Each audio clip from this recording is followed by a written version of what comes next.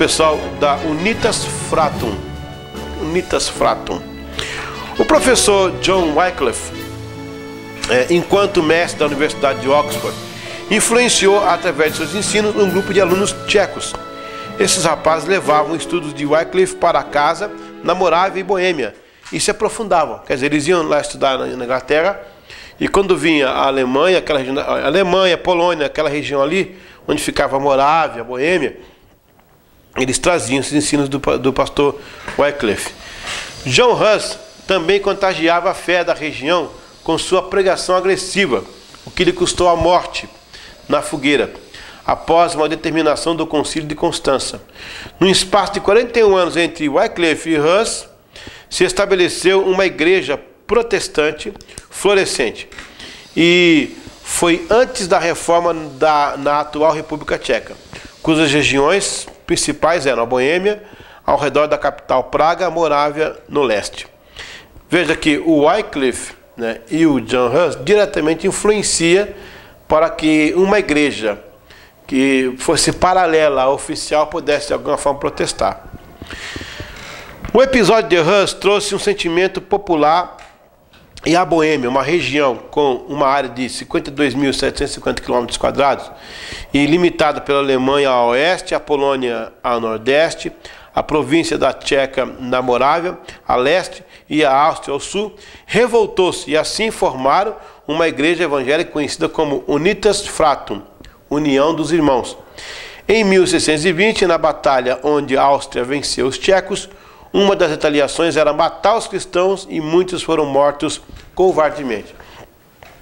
Então veja, o episódio que aconteceu com John Hus, lembra que nós falamos que ele foi queimado na fogueira?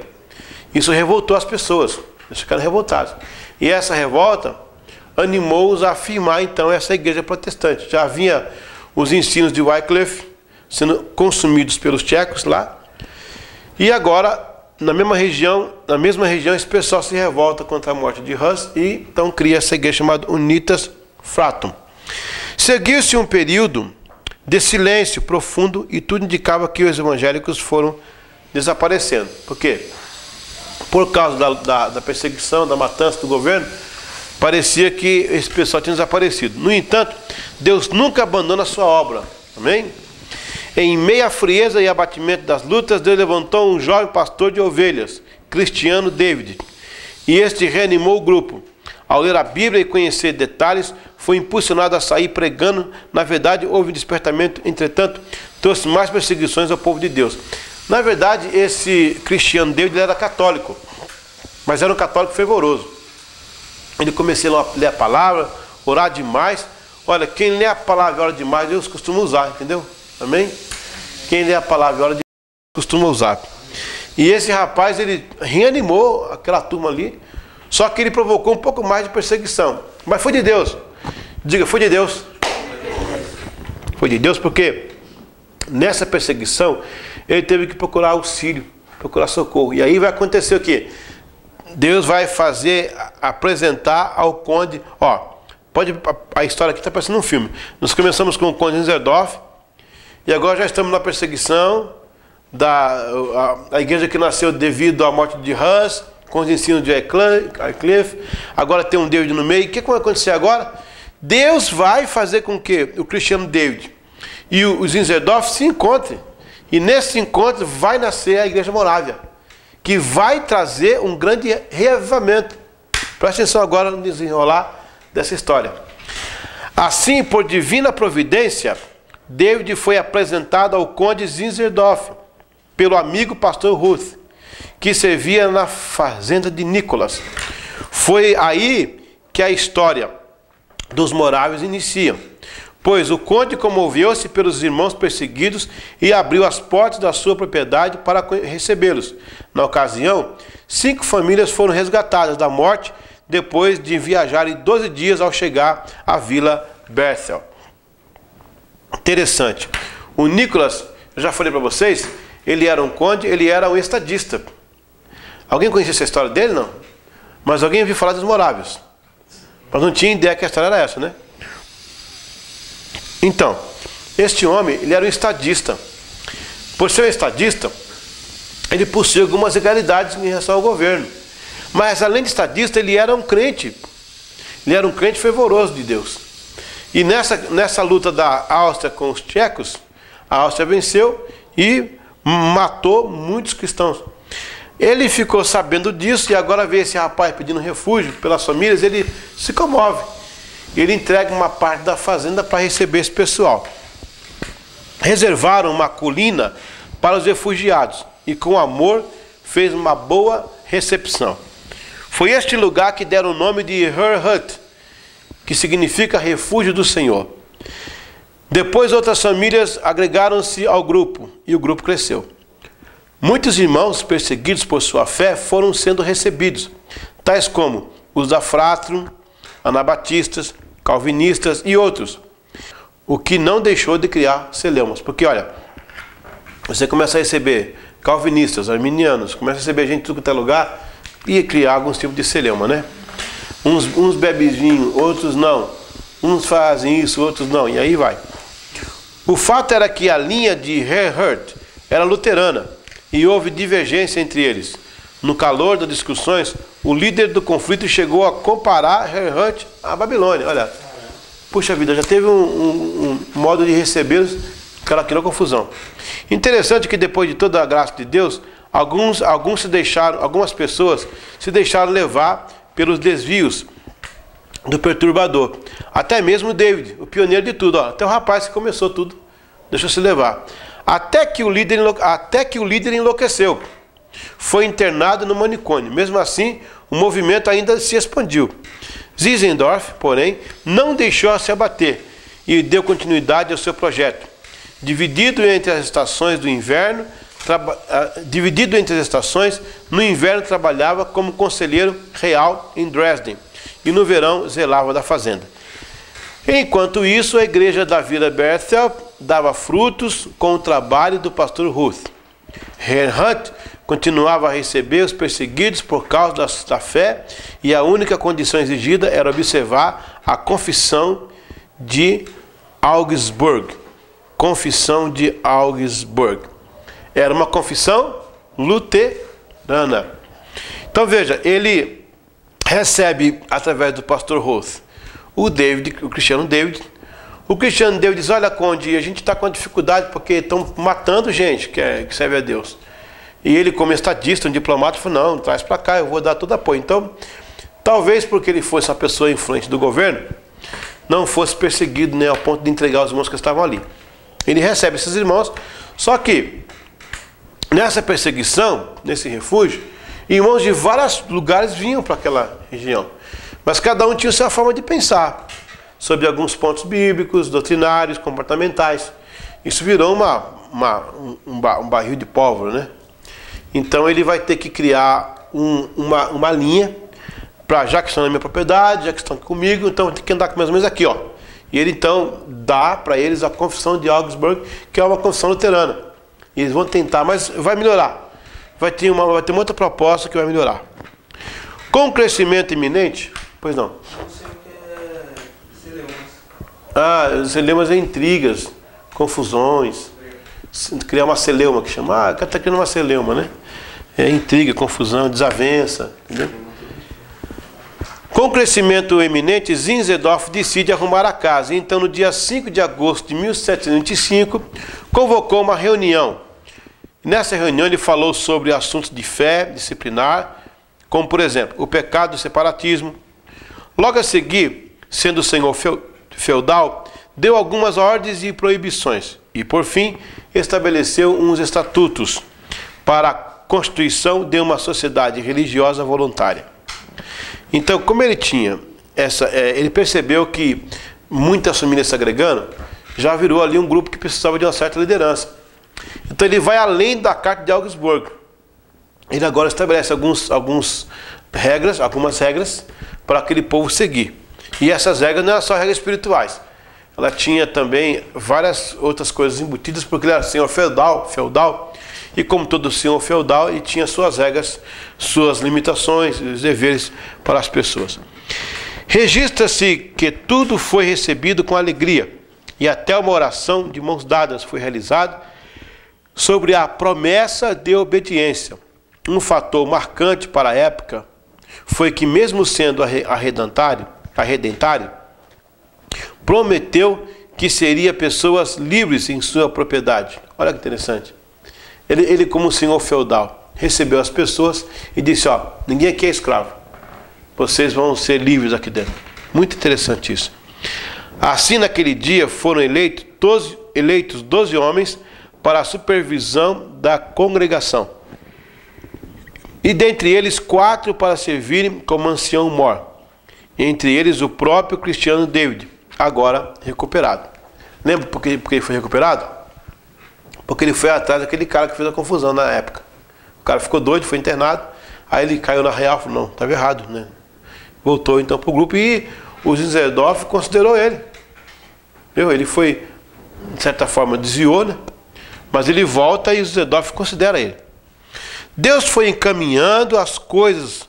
Agora o conde Zinzendorf poderia dedicar-se mais à congregação de Erhard, pois recebeu a liderança da corte real. Sua esposa passou a ajudá-lo nos negócios e ele organizou ainda mais uma pequena igreja. Como as leis da Saxônia não permitiam a igreja independente, Zinzendorf optou por uma iniciativa a qual chamava igrejinhas dentro da igreja. O que é isso, pessoal? GECEL, pequenos grupos. Eu estou falando de 1727, hein? Apesar que nessa época já o Clube Santo ia começar a operar. Na verdade, o Clube Santo vai começar a operar pelos idos de 1722, 23. Já está começando o Clube Santo, que era também um pequeno grupo. Então você vê que essa ideia não é de uma pessoa, e não é de um grupo particular, é do Espírito Santo. Então ele começou a chamar igrejinhas dentro da igreja, porque ele não podia, irmãos, oficializar uma igreja ali. Ele não tinha poderes eclesiásticos para isso. Ou seja, pequenos grupos. Esta vontade veio depois de passar mais tempo com os irmãos e reconhecer a necessidade de maior comunhão e crescimento espiritual entre eles. Como havia a maioria tcheca, organizou os pequenos grupos com a característica da igreja tcheca. Agora, para todos os efeitos de lei, a congregação de Erhard era uma igrejinha dentro da igreja Bethel. Ok? Sendo um homem de experiência, redigiu uma carta à concórdia. Repita comigo, à concórdia. Vai ser uma pergunta da prova. Onde todos assinaram em harmonia, e uma harmonia reinou entre eles. Assim, com vigor, fazia reuniões de oração, cânticos, estudos bíblicos, e isto era diário. Sob o ensino do conde de criar excitação religiosa é tão fácil como excitar paixões carnais, sendo que a primeira leva a segunda, resolveram manter o movimento sob controle de manifestações que pudessem motivar emoções. Vocês entenderam isso aqui? Que ponto é esse? Porque já devia ter algumas pessoas no meio já meio agitadas assim, com as coisas espirituais. Eles não tinham ideia, particularmente ele, não tinha ideia que era isso. Então ele estabeleceu, olha gente, vamos fazer o seguinte, né? Cuidado que essa excitação espiritual pode ser tão fácil quanto carnal, paixão. Então não vamos confundir as coisas aqui e tal. Deixa estar que Deus, aleluia, vai preparar uma surpresa para eles. Não há erro nisso, de querer fazer a coisa com ordem e com decência, né? Inclusive até porque evita muita meninice, né, gente? Hoje em dia, a meninice tomou conta das igrejas e está uma coisa muito difícil, né? Mas o conde, ele já criou esse código, gente, vamos devagar, o que não é bem assim, tipo, o Espírito é sujeito a profeta.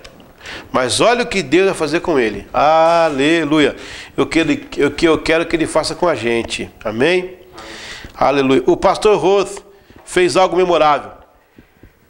Quando no dia 13 de agosto, levou-os a ceiar juntamente com a igreja central em Bethel. Muito choro e lágrimas.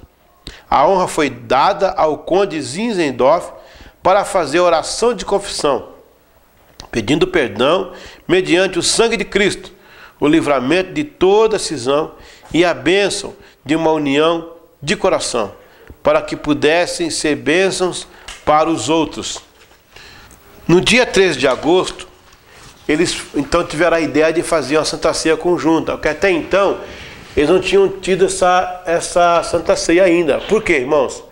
Porque era um grupo de refugiados na fazenda de um homem, que se reuniam para orar e cantar e ler a Bíblia.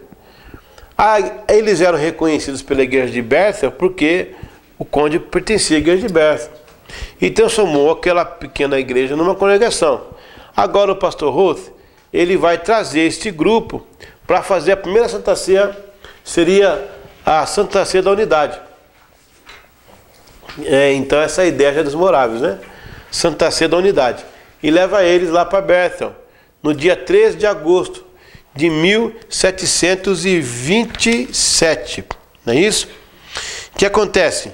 Nesse dia, o conde faz a oração de confissão e eles participam da ceia. Só que a história registra que neste momento o Espírito de Deus desceu sobre eles de uma forma de uma enchente, uma avalanche, desceu sobre eles. E eles começaram a cair no chão, gritar, chorar, rodar. Houve um movimento tão grande que o culto passou da meia-noite. Nesses países é bem rígido a questão de horário, mas quando o Espírito Santo chega, acaba o horário. É ele que manda. Certa vez uma mulher levou o filho para o pastor orar para o filho receber o Espírito Santo. E o pessoal orou muitas horas, o rapaz não recebia o Espírito Santo.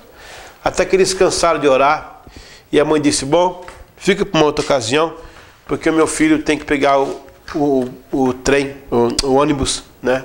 Para passar o ônibus, eu não posso mais esperar. Não era bem ônibus, era um bondinho. E aí, despedido do pastor, todo mundo sem graça, porque o rapaz não recebeu o Espírito Santo, e foram para o ponto do bondinho. A horário marcado, o bondinho chegou. Todos entraram, a mãe inclusive, mas o menino ficou no ponto.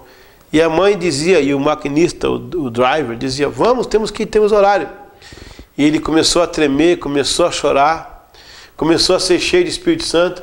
Ele vira para a mãe e diz: mãe, a senhora pode ir, porque o Espírito Santo acaba de chegar. Aleluia. Melhor perder o bonde e não perder o Espírito Santo. Amém? Tem muito crente querendo correr atrás do bonde e deixando o Espírito Santo para trás. Porque o bonde é uma oportunidade. O bonde significa que não vai ter outro. Perder o bonde significa perder uma noite, dormir no escuro, dormir no frio, dormir a esmo. Mas para nós perder o bonde, aleluia, perca-se o bonde, mas que se venha o Espírito Santo. E com o Espírito Santo, se a noite for fria, ele vai me aquecer. Se ele não tiver proteção, ele vai ser minha proteção. E a vida muda depois do Espírito Santo. Amém, igreja? Amém. Então, a partir daquele momento, Deus, irmãos, aleluia. Se fosse feito um filme sobre esse momento, dia 13 de agosto de 1727, o dia que Deus resolveu descer fogo nesse povo, igual no Pentecostes, eu posso imaginar aquele meteoro rasgando o céu, o Espírito Santo de volta dizendo: agora vou de novo. É igual criança que não vai no tobogã, né? Desce e o pai fala: filho, vamos embora para casa. Não, pai, eu vou de novo. Aleluia. O Espírito Santo agora vinha soprar de novo sobre aquele povo e dizendo: eu vou soprar sobre eles, virão os metodistas, virão os congregacionais, e eu vou fazer uma festa neste mundo. Aleluia. Porque ele tinha sido abafado lá na idade medieval, com a igreja que desviou, a igreja que coibiu o Espírito Santo. Agora ele vem descendo como meteoro fulminante naquele povo. Eu posso ver aquela igrejinha lá em Bethel e aquele meteoro rasgando o céu. Pá! Aleluia! E o pessoal começa a adorar a Deus. O que vai acontecer? Gente, olha, cuidado com o movimento, com avivamento sem frutos. Para mim, são três coisas importantes aí. Repita comigo: todo avivamento precede convicção de pecados. Ou seja, não há avivamento que nasça apenas porque o pessoal achou legal. Todo avivamento nasce de uma confissão de pecados, de convicção de pecados, de o homem desconfiar saber que ele é mal, que ele precisa de Deus, aquela condição, porque nesse dia aqui, ó, nessa página que falta, eu estou explicando. Nesse dia aqui, após a Santa Ceia, eles começaram a confessar os pecados uns para os outros, e eles começaram a amar, porque era uma comunidade que tinha um pouco de confusão. Aí vai acontecer lá algumas coisas interessantes. Eles vão confessar os pecados uns aos outros, eles vão se perdoar uns aos outros, e eles vão viver em incrível amor uns com os outros. Aí preparou a sala e o Espírito Santo entrou. Quando a igreja tem essas três coisas, o Espírito Santo vem. E quando veio tanta veemência que tocou naqueles irmãos. Senhoras e senhores, a igreja dos morávios conseguiu atravessar 100 anos orando 24 horas sem parar. Aleluia! No dia 26 de agosto, 24 irmãos e 24 irmãs decidiram firmemente continuar em oração a partir da meia-noite até na outra meia-noite. Para isto, repartindo as 24 horas do dia por sorte entre eles. Então, no dia 27 de agosto, foi oficializado esta nova regra. Depois, mais pessoas se comprometeram, chegando a 77 irmãos, profundamente comprometidos, e até mesmo as crianças foram motivadas a orar. Eles organizaram uma reunião semanal de conferência para agradecer a Deus pelas respostas e listar os pedidos da semana. Ou seja, eles faziam toda aquela prática da oração semanal. Uma vez por semana, eles iam ouvir o que era para agradecer o que Deus fez e ouvir aquilo que era relevante, orar para que Deus pudesse atender. As crianças também sentiam mover sobrenatural para orar, e era impossível ouvir as suas súplicas infantis sem se emocionar e ser profundamente tocado. Uma testemunha ocular registrou: não posso explicar a causa do grande despertamento das crianças em Herhut de outra maneira que não seja um maravilhoso derramamento do Espírito de Deus sobre a congregação reunida naquela ocasião. O sopro do Espírito atingia naquele tempo jovens e velhos igualmente. Aleluia. Depois de todo esse processo, disseram: aprendemos a amar. A ler em Romanos 5,5.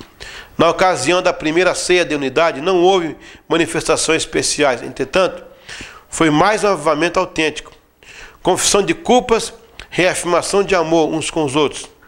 Esses três tópicos contagiou toda a circunvizinhança, e Deus iniciou um mover autêntico da sua glória entre o grupo que posteriormente seria apelidado de os Irmãos Morávios. Este, sem dúvida, foi o dia do renascimento da Igreja dos Irmãos, a Unitas Fratum. Vamos ao resultado. Algo especial começou a acontecer. Depois de tudo resolvido, arrumado, organizado e os três sentimentos mencionados, exatamente 2 semanas depois, Herhut principiou a famosa intercessão de hora em hora. Assim, durante 24 horas por dia, havia oração, e as horas foram distribuídas para cada irmão orar, em um ciclo exato de períodos de intercessão. Essa reunião foi aquela que é considerada a mais longa da história, pois durou mais de 100 anos. O despertamento eclodiu, pois motivou os jovens solteiros a estudar juntos a Bíblia, geografia, medicina e línguas, com o intuito de serem mais completos e mais úteis na obra do Senhor. Deus ouviu e viu tudo isso. Assim, a grande chama, conhecida como chamada macedônica, aconteceu nos meados de 1731 e enviaram em 20 anos, precisamente em 1732, os morávios criaram uma ordem de missões chamada os Seguidores do Cordeiro. Desta forma, enviaram em 20 anos bem mais missionários que a igreja protestante na época, com seus 200 anos de existência. Foi uma destas missões, em 1735, que John Wesley estabelece o primeiro contato com os morávios, através do episódio do navio, o que influenciou na chama do avivamento metodista na Inglaterra. Eles usavam o lema Vicit Agnus Noster Eium Secamur. Venceu o nosso Cordeiro e vamos segui-los. Bom, essa é a história do avivamento morável. As características desse avivamento é o quê? É a forte influência do Espírito Santo na condução de duas coisas aí: a intercessão e o envio de missionários. Sim, eu comecei e não terminei. 3 coisas caracterizam um avivamento. Primeiro, precede a convicção de pecados. Tem que haver uma contrição de pecados. Segundo, o mover do Espírito Santo. Aí é a distribuição de dons espirituais, o batismo com o Espírito Santo, que chamamos de segunda bênção. E terceiro, o envio missionário. Se você consegue reunir essas 3 coisas, você possui o autêntico e genuíno avivamento. Mas o que nós vemos hoje em dia? Só o do meio. Não é isso? Você não vê alguém que está vindo de uma contrição de pecado. Porque a guitarra começou a tocar, ele começou a pular. Sim ou não, igreja? Porque o cantor falando de talvez cantar, ele começou a pular também. Aí vem essas músicas de pula-pula, nada contra. Mas eles chamam de avivamento pula-pula, o corre-corre, o trenzinho. Isso para mim é uma festinha de crente. Não é errado não, mas é uma festinha de crente. Você quer ver um real avivamento, meus amados? É quando alguém se levanta com os olhos cheios de lágrimas, o coração compungido, a alma batida. Ele está depreciado, ele está arrasado, ele está totalmente moído por dentro. Ele está dizendo: sou pecador, eu preciso de Deus, sou miserável, eu me sinto um verme. Aí começa o verdadeiro avivamento. Porque Deus só pode ocupar o lugar no coração do homem quando o homem ocupar o lugar do coração de Deus. Deus só pode sentar no nosso trono quando a gente for para a cruz. Porque enquanto estamos no trono, Jesus continua sendo pregado. Então, se eu quero experimentar o avivamento, não preocupa com guitarra não. Tenha, mas não é preocupação. Não preocupa com a banda e com o cântico que vai ser cantado para o pessoal se animar. Não, canta aquele que o pessoal vai pegar fogo. Eu me lembro quando era mocinho que eles desligavam a luz para o fogo cair. Quando caía energia, o fogo caía também. Isso para mim são paliativos, são apenas desenhos. Não é errado não, mas não é o principal. Se você quiser o seu avivamento hoje, dobre seu joelho e comece a clamar a Deus. Dizer: Senhor, eu preciso de Ti. Eu não sou nada sem o Teu amor. Sou um verme miserável destinado ao pecado. Você começou a dar avivas ao avivamento. Aí ele vai vir. Ele vai vir porque ele vai encontrar lugar para habitar. O que diz o Salmo 51? Há um coração quebrantado, não, aleluia, não rejeitarás a Deus. Então se eu estou buscando reavivamento, eu tenho que chegar de Deus quebrado, como quem precisa. Deus não vai competir comigo, meu amado. Ele coloca fogo numa sarça, porque a sarça era a planta mais inóspita do deserto. Ele podia ter colocado a sua glória numa acácia. A acácia é nobre, a acácia é tremenda. Ela nasce no solo árido, sem água. Ela projeta os ramos dela no meio do deserto. Como pode isso? Ela cresce frondosa, bonita, rígida. Tanto é que Deus escolhe a arca para ser material do tabernáculo. Ela é linda, ela é maravilhosa. Deus podia ter colocado a sua glória numa tâmara, muito comum naquela região. Pé de tâmara, uma palmeira bonita. Hoje Jericó está cheio daquilo lá, é lindo. Você olha assim, você fica vislumbrado. E o doce que tem a tâmara.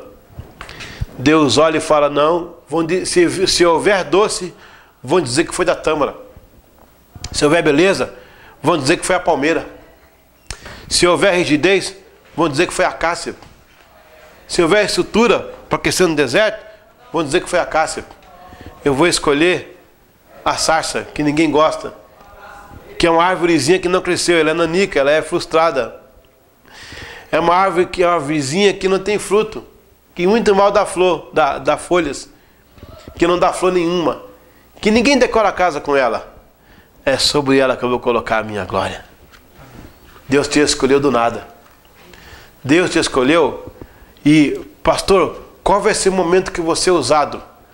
O momento que você não tiver glória alguma.